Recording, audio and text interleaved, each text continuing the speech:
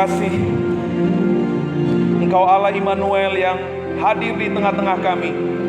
Engkau Allah Immanuel yang senantiasa menyertai kami. Kami percaya Tuhan, janji-Mu ya dan amin bagi setiap orang-orang yang menghidupi kebenaran-Mu. Biar saat ini Tuhan berbicara buat kami semua. Kebenaran-Mu menjadi bagian kekal yang tidak pernah bisa diambil oleh apapun dari dunia ini ya Tuhan. Dan hidup kami semakin hari menggenapi rencana-Mu. Terima kasih Tuhan. Biar kami semua yang ada di ruangan ini ada dalam lawatan dan kendali Roh Kudus-Mu ya Bapa. Kami boleh memberi hati kami untuk dibentuk oleh kebenaran firman-Mu. Terima kasih hamba-Mu yang penuh dengan kekurangan. Kau sembunyikan Tuhan di belakang kayu salib-Mu, supaya kebesaran-Mu, kemuliaan-Mu saja yang nyata bagi setiap kami.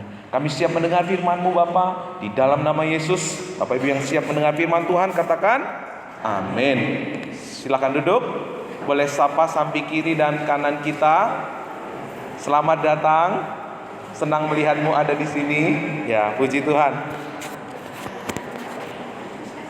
Gereja kita bukanlah tempat orang-orang yang sempurna, tetapi orang-orang yang selalu mau disempurnakan oleh kasih Kristus. Amin. Hari ini kita kembali melihat kebenaran firman Tuhan. Judulnya adalah kejelasan Injil. Mana sebenarnya Injil yang benar? Mana sebenarnya Injil yang salah? Kita harus selesai di sini. Karena kalau kita nggak selesai di sini, maka kita akan jatuh dalam kepalsuan. Cara untuk mendapatkan uang yang paling mudah dan tidak perlu kerja banyak itu adalah memalsukan uang. Karena itu sindikat pemalsuan uang tidak pernah berhenti. Dulu sekarang di berbagai belahan dunia selalu ada orang-orang yang bersindikat untuk memalsukan uang. Dan persoalan di gereja yang dulu sekarang yang iblis kerjakan adalah memalsukan Injil. Karena kalau Injil yang palsu kita hidupi, maka di dalamnya tidak ada kuasa. Sama seperti uang palsu. Kalau uang itu banyak, satu goni, satu karung, tapi palsu, maka nggak laku ya, nggak laku. Kalau ketahuan ya, kalau ketahuan mungkin laku. Tapi kalau ketahuan nggak akan laku. Sebanyak apapun uang kita, tapi kalau itu palsu, maka uang itu tidak laku. Seberapa banyak pun pelayanan yang kita lakukan, sebanyak apapun hal rohani yang kita lakukan dalam hidup kita, tapi kalau ternyata kita lakukan itu dengan Injil yang palsu, di dalamnya tidak ada kuasa. Makanya sering kita lihat orang yang begitu nampaknya gigih melayani, tapi kok nggak beda sama orang dunia yang nggak bergereja. Orang yang nampaknya begitu luar biasa melayani, tapi sombongnya luar biasa. Kenapa? Karena Injil masalahnya bukan kepada pelayanan yang dia lakukan, bukan kepada kebenaran firman Tuhan, tetapi apa yang dia yakini, kepada Injil yang dia yakini. Oleh sebab itu hari ini mari kita klarifikasi Injil apa yang selama ini kita percaya di dalam hidup kita. Injil apa yang selama ini kita pegang dalam hidup kita. Karena ini sangat fundament dalam hal kita mengiring Tuhan Yesus. Kita melihat di dalam Kisah Rasul 15 ayat 1 sampai 12. Kita nggak usah baca, nanti Bapak Ibu lihat sendiri di PPT-nya. Saya ceritakan latar belakangnya. Ini sidang pertama yang dilakukan ya, sidang gereja yang pertama. Kenapa dia lakukan sidang pada waktu itu? Karena apa? Ada orang yang salah mengerti dengan Injil. Persoalan jemaat Roma dan jemaat mula-mula itu hampir mirip. Miripnya di mana? Mempermasalahkan mengenai sunat. Orang-orang Yahudi berkata, kalian kalau mau percaya Yesus, orang di luar Yahudi, kalau mau percaya Yesus dan diselamatkan, tidak cukup hanya percaya saja. Kalian juga harus sama seperti kami, harus disunat.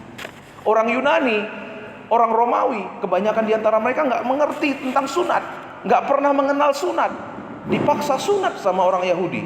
susahlah buat mereka. Ayat yang pertama dikatakan beberapa orang dari Yudea datang ke Antiokhia dan mengajar orang-orang percaya di Antiokhia itu bahwa kalau mereka tidak disunat menurut hukum Musa, mereka tidak bisa diselamatkan. Inilah persoalan jemaat mula-mula, memaksa orang untuk disunat. Supaya selamat kamu harus disunat. Makanya di ayat yang kedua, apa yang dilakukan Paulus dan Barnabas menentang keras pendapat orang-orang itu. Akhirnya ditentukan supaya Paulus dan Barnabas dengan beberapa orang dari Antiokhia pergi ke Yerusalem untuk membicarakan masalah itu dengan rasul-rasul dan pemimpin-pemimpin di sana. Paulus, Barnabas, dan gereja pada waktu itu tidak tinggal diam. Harus kita adakan sebuah musyawarah gitu ya. Kita harus berkunjung ke Yerusalem. Kalau Bapak Ibu lihat peta Yerusalem seperti ini ya. Ini Antiokhia ada di atas, sedangkan Yerusalem itu ada di bawah. Mereka harus turun. Mereka merelakan perjalanan yang jauh. Kenapa? Karena masalah ini sangat penting. Persoalan ini sangat fundamental. Kenapa kita mendorong Bapak Ibu untuk ikut sekolah minggu? Kenapa kita mendorong Bapak Ibu untuk ikut PA? Karena supaya buat kita jelas mana Injil yang sesungguhnya dan mana bukan Injil yang sesungguhnya. Supaya kita melayani tidak dengan semangat-semangat melayani seperti jemaat Roma, tapi tanpa pengertian yang benar. Tuhan mau kita melayani, pelayanan kita itu menjadi pelayanan yang hidup, pelayanan yang berkenan kepada Tuhan. Caranya seperti apa? Mengenal disertai dengan pengenalan yang benar. Kalau saya melayani Pak Hulman, saya melayani Pak Hulman, tapi saya berusaha untuk menyenangkan Pak Hulman. Saya bawakan misalnya jus alpukat, ternyata Pak Hulman nggak suka jus alpukat. Saya nggak bisa. Benar ya Pak ya? Misalnya Pak Hulman nggak suka dengan jus alpukat, saya bawa jus alpukat, dia anggap itu sebagai apa? Penghinaan. Bapak sok-sokan ya, kepingin dilihat baik sama saya, tapi saya tahu nggak Bapak, saya nggak suka itu alpukat, dibuang begitu saja. Sama hal seperti itu, Tuhan nggak mau kita melakukan hal-hal yang begitu banyak yang kelihatannya wah luar biasa, tapi pada akhirnya Tuhan bilang, hai anakku, aku nggak mau itu, bukan itu yang ku mau, bukan itu yang ku kejar selama ini. Ada sesuatu yang kamu tidak pernah tahu, yang kamu tidak pernah berusaha tahu, itu sebenarnya yang aku mau. Paulus mau agar jemaat yang dia layani tidak melayani tanpa pengertian yang benar. Dan hari ini sebagai gembala yang Tuhan kasih kepercayaan, saya rindu jemaat Tuhan di sini melayani Tuhan, tetapi dengan kebenaran Injil yang sesungguhnya. Mengapa penting bagi Paulus dan Barnabas yang sangat sibuk berangkat dari Antiokhia ke Yerusalem berjalan kaki, bukan pakai pesawat, bukan pakai motor, bukan pakai mobil, tapi jalan kaki Bapak Ibu. Karena menunjukkan kepada kita hal ini sangat penting. Saudara, karena memiliki teologi, doktrin yang benar dan akurat tentang Injil adalah hal yang penting dan tidak bisa ditawar dan ditunda lagi. Kalau ibu-ibu ya, Bu Junita buat saksang di rumah, tapi nggak akurat bahan-bahannya, nggak akurat caranya, maka terjadi nggak saksang? Nggak mungkin bisa. Ini saksang model apa ini? Ini saksang apaan ini? Kenapa? Nggak akurat Bapak Ibu.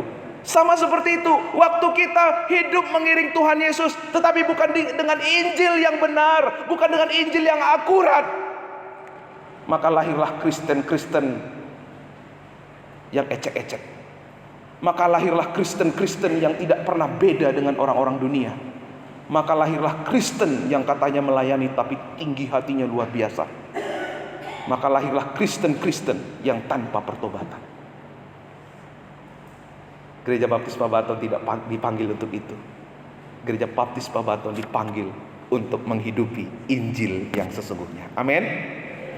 Nah, saudara, kita lihat di ayat yang berikutnya, di ayat yang ke-15. Lebih baik kita membicarakan kebenaran dengan kasih, kita akan bertumbuh menjadi seperti Kristus dalam segala sesuatu. Kristus adalah kepala. Seluruh tubuh bergantung padanya, dipersatukan dan diikat bersama. Setiap anggota tubuh melakukan pekerjaannya masing-masing, dan itu membuat seluruh tubuh bertumbuh dan menjadi kuat dengan kasih. Perhatikan Bapak Ibu di ayat yang ke-15 dan 16. Ada dua hal yang tidak pernah kita boleh lupakan di dalam kita mengiring Tuhan. Yang pertama itu adalah kebenaran. Kebenaran Injil harus jelas buat kita. Lalu yang kedua apa? Kasih. Kalau dua-dua ini kita pelihara, kita pegang teguh, maka apa yang terjadi? Di ayat yang ke-16. Setiap anggota tubuh melakukan pekerjaan masing-masing, dan itu membuat seluruh tubuh, apa Bapak Ibu? Bertumbuh. Kasih dan kebenaran itu harus bersatu. Untuk kebenaran kita harus saklek, kita harus lurus. Tetapi untuk kasih kita harus bersatu. Hari ini kita belajar di sekolah minggu, sangat bagus ya pelajarannya ya. Sayang Bapak Ibu yang gak ikut sekolah minggu. Bersatu untuk bersaksi. Bagaimana kita menjadi jemaat yang mau bersatu, tidak kubu-kubuan. Rahasianya apa? Kita harus tahu kebenaran. Kebenaran itu yang harus kita pegang. Waktu kita berjalan, kebenaran itu yang kita pegang, bukan dislike atau nggak dislike gitu ya, suka atau nggak suka. Kalau kita ikutin suka nggak suka, karena saya suka sama Pak Guntar, apapun yang dia omongin, ya Pak, saya setuju Pak, saya setuju Pak. Salah pun saya setuju Pak. Karena Pak Guntar banyak jasanya sama saya. Pak Guntar itu saya suka dengan sifatnya, dengan perbuatannya saya suka gitu. Akhirnya kita melupakan yang esensi. Seharusnya bukan apakah saya ini tokoh, apakah saya ini berjasa atau enggak. Kalau enggak benar, harus kita berkata, itu enggak benar Pak, maaf ya, enggak benar itu Pak. Itu enggak sesuai dengan firman Tuhan. Ayo kita kembali kepada kebenaran. Nah, disitulah letak kasihnya. Waktu ada di antara kita yang enggak benar, kita tuntun mereka dengan kasih. Jangan cuek, ya kan? Ngapain saya damaikan dua orang itu, nanti saya malah kena imbasnya pula. Seharusnya kita apa? Berani untuk mengambil resiko. Menjadi penengah yang baik, menjadi komunikator yang baik, bukan menjadi konduktor, isolator, karburator, bocor. Bukan itu. Menjadi apa? Pemersatu, pembawa damai. Amin. Tepuk dulu samping kirinya. Yuk jadi apa? Jadi pemersatu gitu.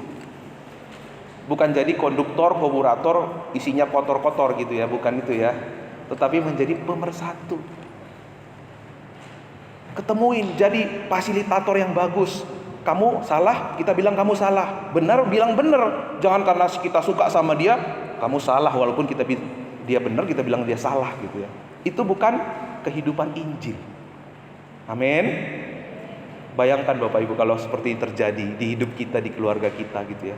Waduh, masalah, persoalan, perselisihan yang ada bukan membuat kita pecah, tetapi membuat kita lebih saling mengenal. Oh gitu rupanya maksud Bu Yuni. Aduh, untung aku ngomong sama Bu Yuni. Kalau orang lain yang menyampaikannya sama saya salah kaprah, saya salah menafsirkan. Akhirnya saya mulai datang Bu Yuni, saya diem. Datang Bu Yuni, saya pergi gitu ya. Akhirnya apa? Perangnya makin besar, perang dinginnya makin kuat. Itu bukan kehidupan Injil yang Tuhan. Kenapa? Karena salah mengerti dengan Injil. Kalau kita salah mengerti dengan Injil, maka kedepannya juga salah. Kalau kita nggak akurat buat saksang, maka nggak akan jadi saksang. Mungkin jadi sokseng ya, sokseng gitu. Harus jelas, harus klarifikasi. Saudara pernah ingat ini? Kasih. Kebenaran tanpa kasih itu kita akan menjadi orang yang legalistik, legalisme. Kasih tanpa kebenaran, kita akan menjadi orang yang liberalisme. Kasih dan kebenaran dipersatukan, itulah Injil. Itu apa Bapak Ibu? Injil. Kalau enggak, waktu kita menjadi orang yang legalisme, kita akan bersandar kepada kekudusan Allah. Allah itu kudus. Sehingga apa? Kita menjadi orang yang berpaut kepada peraturan-peraturan. Saklek. Waktu lihat ada orang yang gak sesuai dengan peraturan, kamu salah. Menghakimi, menjatuhkan, mendiskreditkan. Itu yang akan terjadi. Di saat kita tidak mampu untuk melakukan sebuah peraturan atau tidak berhasil taat, kita mulai minder. Keminderan kita itu membuat kita membangun tembok kemunafikan. Karena semua orang kepingin dilihat oleh orang samping kirinya terlihat baik, terlihat rohani, terlihat jujur, maka dia akan membangun tembok kemunafikan sehingga orang lihat, oh kamu jujur, padahal di dalamnya penuh dengan kemunafikan. Di saat kita mampu taat, maka waktu kita mampu taat, kita menjadi sombong, tinggi hati. Karena kita merasa lebih baik dari orang sekeliling kita. Better than. Sindrom better than. 3 minggu yang lalu Pak Yosia sampaikan. Kenapa orang Farisi itu yang katanya berpuasa, memberi perpuluhan, itu pulang sebagai orang yang bukan sebagai orang benar. Kenapa? Karena dia jatuh dalam dosa sindrom better than. Saya lebih baik dari kamu.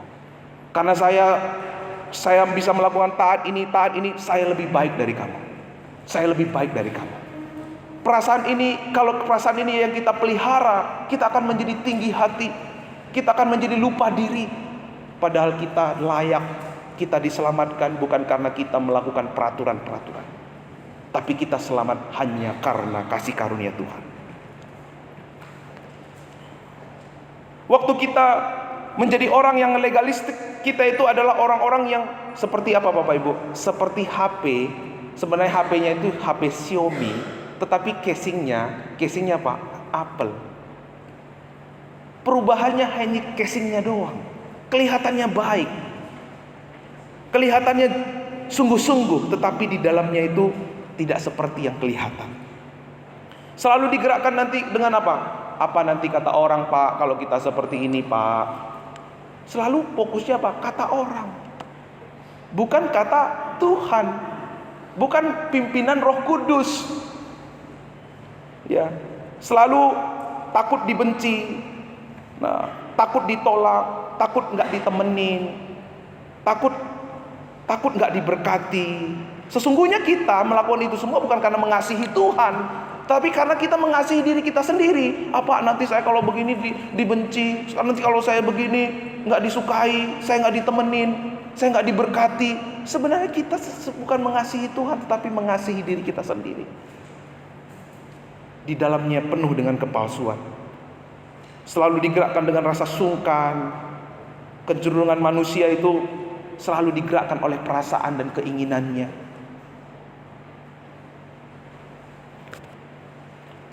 Lalu kalau kita menjadi orang yang hidup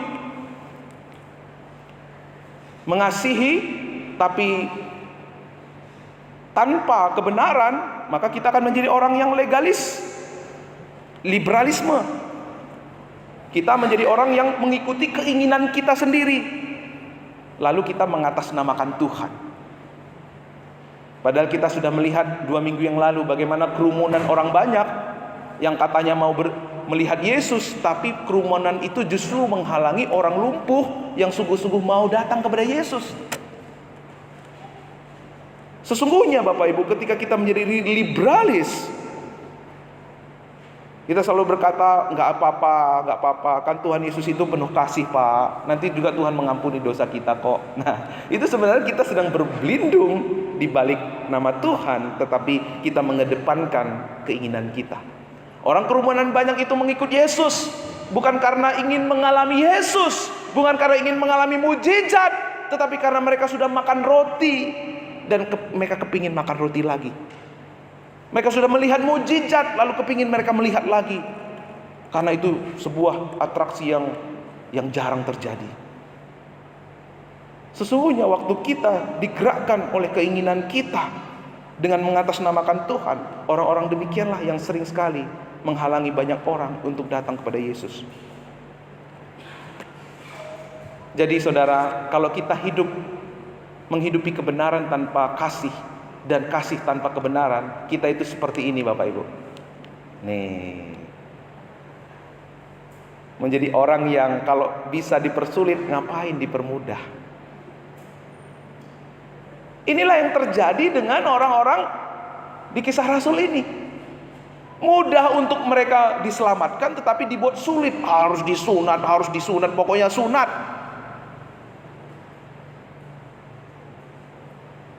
Bagaimana Bapak Ibu? Lucu ya gambar ini ya. Tapi kalau kita hidup dalam legalis, dalam liberalis, kita sering seperti orang ini, mempersulit orang lain untuk ngalamin Tuhan. Sama seperti kedua gambar ini, bisa mudah tapi dibuat persulit gitu ya. Jangan ya. Nah, orang yang belum sunat itu memang gak akan pernah bisa ya masuk di dalam gereja pada zaman itu. Karena apa? Karena salah mengerti dengan Injil.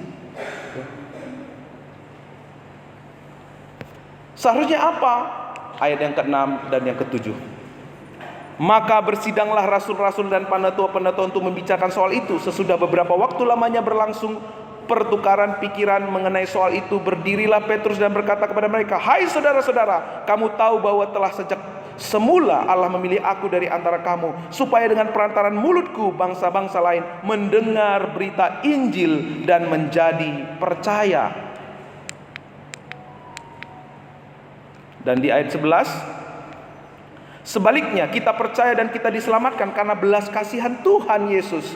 Begitu juga mereka. Maka diamlah semua orang yang berkumpul di situ. Kemudian mereka mendengarkan Barnabas dan Rasul Paulus menceritakan kembali semua keajaiban dan hal-hal yang luar biasa yang sudah dilakukan oleh Allah melalui mereka di antara orang-orang bangsa lain yang bukan Yahudi. Paulus di sini di dalam pertemuannya menyampaikan bahwa kita itu diselamatkan bukan karena sunat, ya bahasanya begitu ya Bapak Ibu ya, tetapi dengan iman percaya di dalam Yesus Kristus.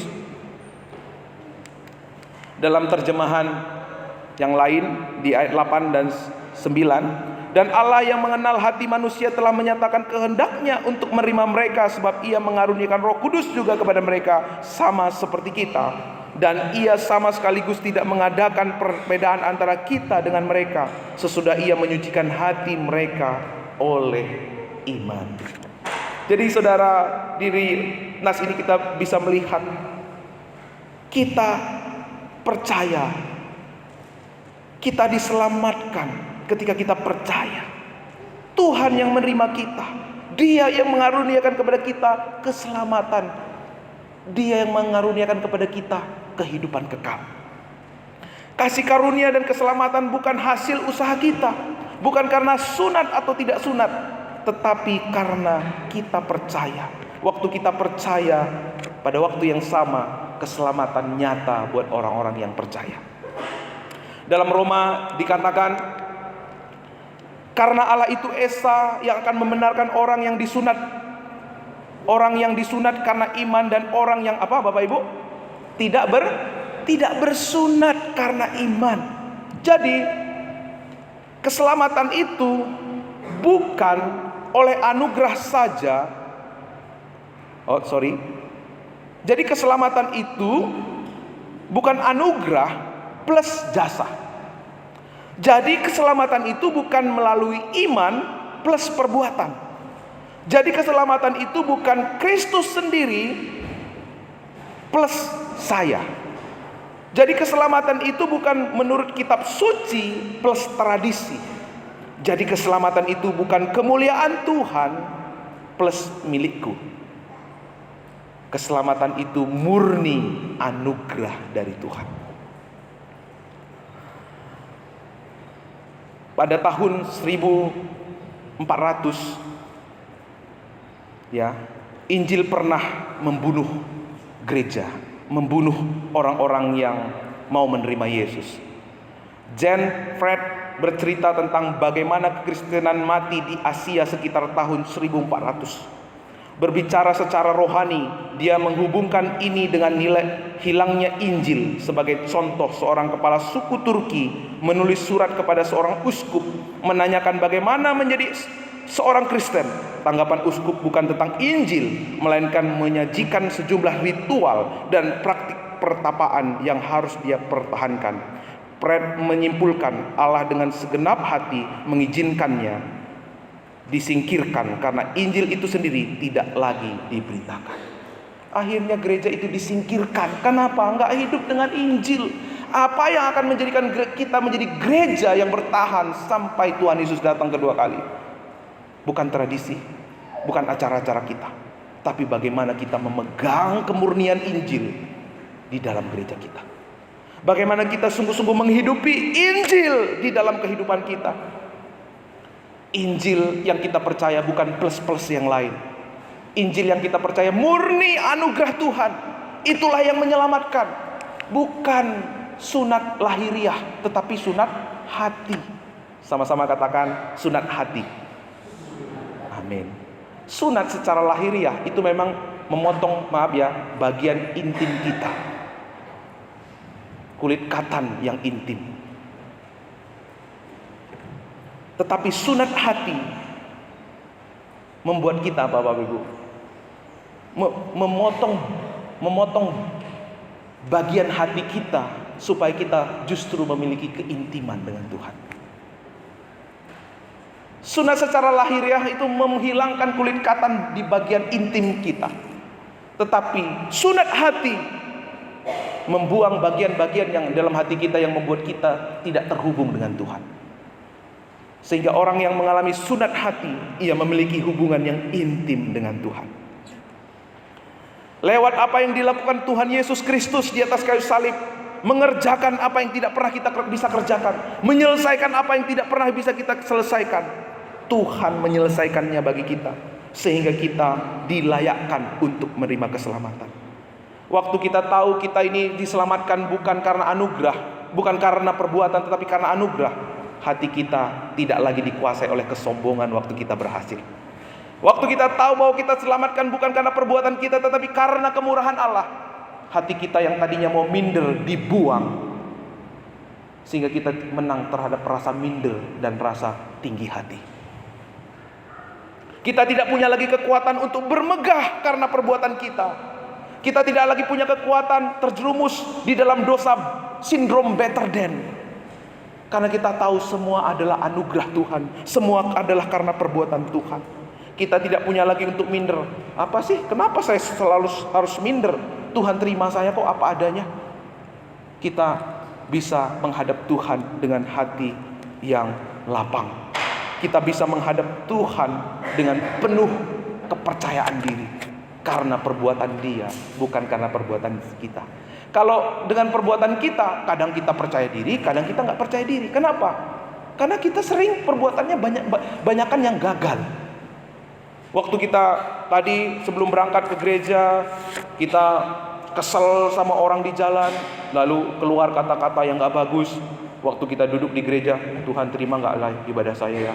Tuhan marah nggak ya sama saya? Kita nggak secure. Tapi karena kita datang dengan perbuatan Tuhan, maka kita akan ada rasa aman, ada rasa clear, penuh keyakinan untuk datang kepada Tuhan. Dalam Kolose 2 ayat 11-12, dalam Dia kamu telah disunat, bukan dengan sunat yang dilakukan oleh manusia, tetapi dengan sunat Kristus yang terdiri dari penangkalan akan tubuhnya yang berdosa. Karena dengan Dia kamu dikuburkan dalam baptisan, dan di dalam Dia kamu turut dibangkitkan juga oleh kepercayaanmu kepada kerja kuasa Allah yang telah membangkitkan Dia dari antara orang mati.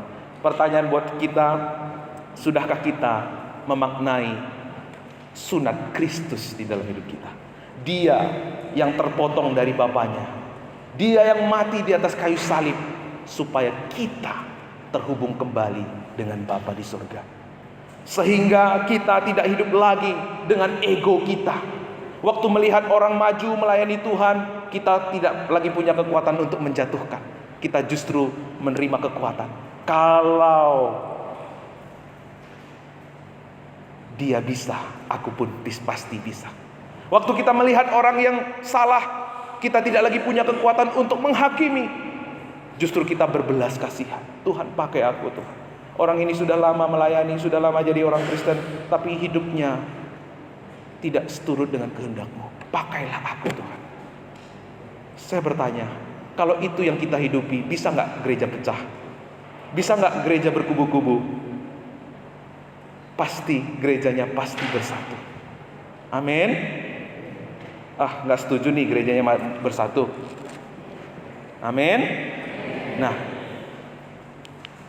boleh bantu slide-nya ditampilkan?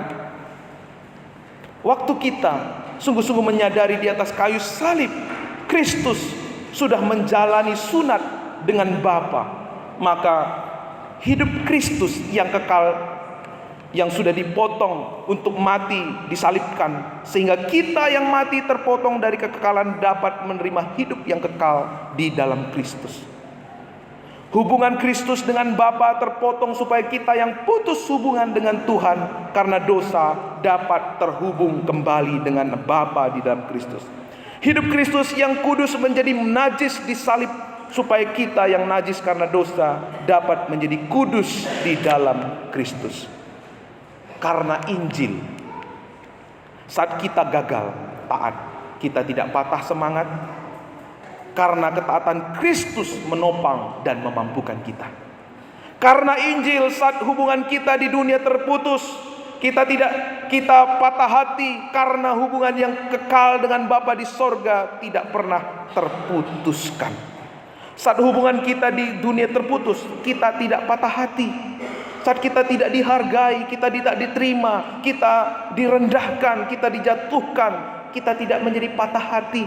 Karena apa? Pribadi yang jauh lebih besar dari siapapun yang ada di dunia ini sudah menerima kita. Sudah dipulihkan hubungan kita.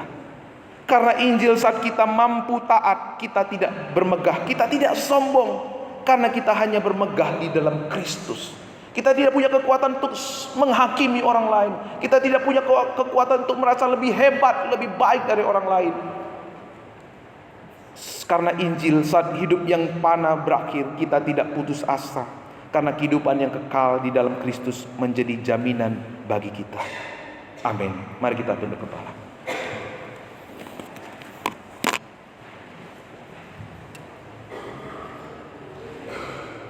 Mari kita mengambil waktu untuk merenungkan kebenaran Injil pada kesempatan hari ini. Sudahkah kita mengerti Injil yang akurat, yang benar, sehingga akan termanifestasi dalam kehidupan kita? Kehidupan yang selalu mau bermegah karena Tuhan. Kehidupan yang selalu memandang kepada salib Kristus yang telah menerima kita, menghargai kita. Sehingga kita akan mulai berpegang kepada kebenaran itu. Bukan lagi kita memegang pada kebenaran kita sendiri. Bukan lagi kita berpegang kepada pengalaman kita atau perasaan kita, tetapi kepada kebenaran Kristus. Bagaimana kita memandang orang yang belum setaat kita selama ini? Bagaimana kita memandang orang yang tidak menghidupi seperti yang kita mau selama ini? Apakah masih ada perasaan saudara merasa lebih hebat, lebih baik dari orang itu? Kalau itu saudara, ada kesempatan untuk kita memperbaharui hati kita, memberi hati kita untuk dilawat oleh Roh Kudus saat ini. Bagaimana perasaan saudara ketika melihat orang yang hidupnya di dalam dosa, gagal dalam hidupnya? Apakah ada belas kasihan kepada mereka? Bagaimana perasaan saudara ketika melihat orang yang lebih baik, lebih didengar, lebih maju pelayanan daripada saudara? Masihkah ada iri hati? Masihkah ada rasa dongkol karena orang maju? Masihkah ada rasa tersaingi dalam hati kita? Merasa saudara kurang berharga karena orang itu lebih dipakai Tuhan daripada saudara. Kalau itu saudara, mari kita perbaharui. Biar Injil Kristus, Injil yang sejati, sungguh-sungguh jelas akurat di dalam setiap hati kita. Sangat memerdekakan kita, mempersatukan kita, membangkitkan kita, menyembuhkan kita, memulihkan kita, membawa kita menjadi orang Kristen yang berbeda, yang unik. Karena Injil itu unik, kekristenan itu unik, Kristus itu unik. Dan seharusnya saudara juga unik dari dunia ini. Berbeda dalam memandang orang lain, berbeda dalam menyikapi uang, berbeda dalam menyikapi sesama, berbeda saat saudara direndahkan, saat saudara tidak dihargai, berbeda sikap saudara dengan orang lain. Tuhan mau memakai saudara lebih lagi. Tuhan mau lebih lagi menyatakan pekerjaan yang besar lewat setiap kita. Dan semuanya itu diawali saat kita memiliki kejelasan Injil dalam hidup kita. Biar rohmu Tuhan bekerja di saat siang, pagi menjelang siang ini. Tidak ada anak-anakmu Tuhan yang terlewatkan. Tidak ada yang di antara kami yang keluar dari tempat ini dengan hati yang dibaharui oleh Tuhan. Kuasa-Mu mengalir, Roh Kudus-Mu bekerja. Lawat kami Tuhan, lawat kami Tuhan. Singer akan menaikkan pujian ini. Datang Roh Kudus, Kau rindu dengan niat yang baru ragu, mengalir penuhi, mengalir pulihkan. Kuasa-Mu bebaskan hidupku. Datang Roh Kudus, Kau rindu. Amin. Dengan niat yang baru lagi, mengalir menuhiku, mengalir pulihkan. Kuasa-Mu bebaskan hidup. Saya sebut bangkit berdiri. Mari kita ulangi dari awal.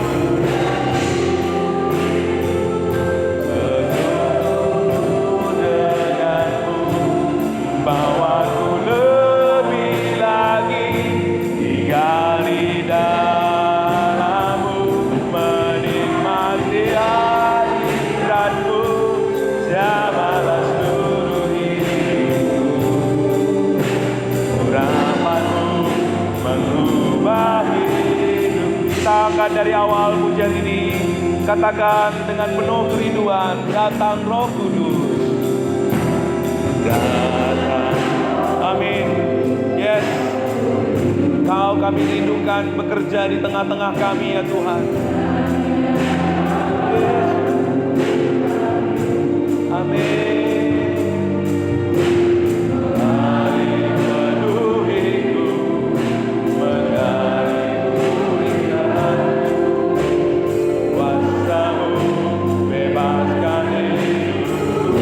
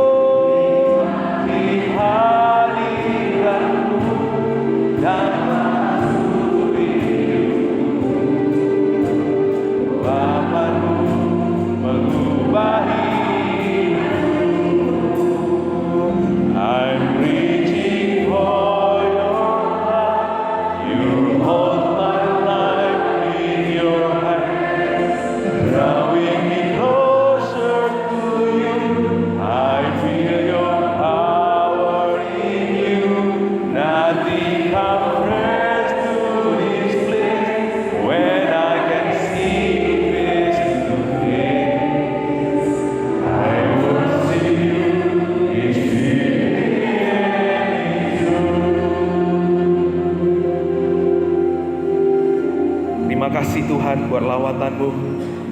Tidak seorang pun jemaat Tuhan hari ini yang pulang dengan hati yang sama. Karena Engkau sudah melawat kami, karena Engkau sudah membaharui kami. Mulai hari ini kami akan melihat kehidupan Injil membawa kami kepada kemenangan demi kemenangan.